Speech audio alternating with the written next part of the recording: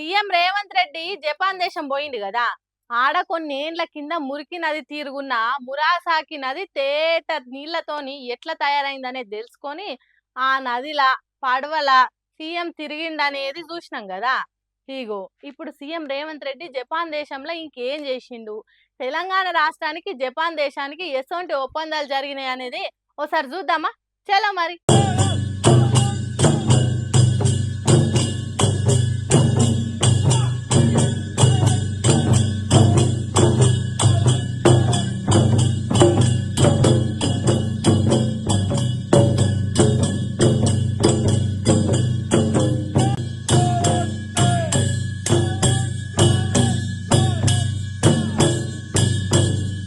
చూసిండ్రా జపాన్ దేశం బ్యాండ్ దెబ్బలు ఎట్లా మోగుతున్నాయో.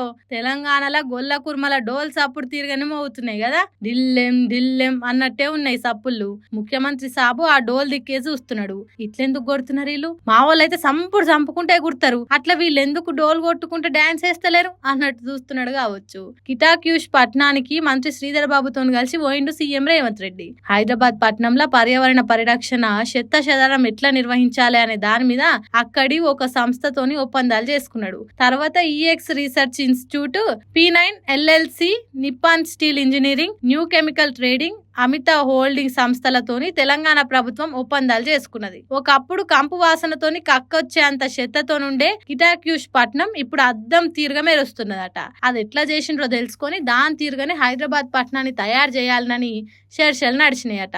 ఇగో గిట్లా ఏం చేసైనా మూసీ నది మురికినా లేకుండా చెయ్యాలి, కంపు వాసన వచ్చే కాలనీలను సొంపుగా చేయాలని దండలాడుతున్నది తెలంగాణ సర్కారు. మరి చూడాలి సీఎం రేవంత్ రెడ్డి పట్టుబట్టి చేసి తీరుతా అని ముందటేసుకున్న మూసీ ప్రక్షాళన ఎట్లయితదా అనేది.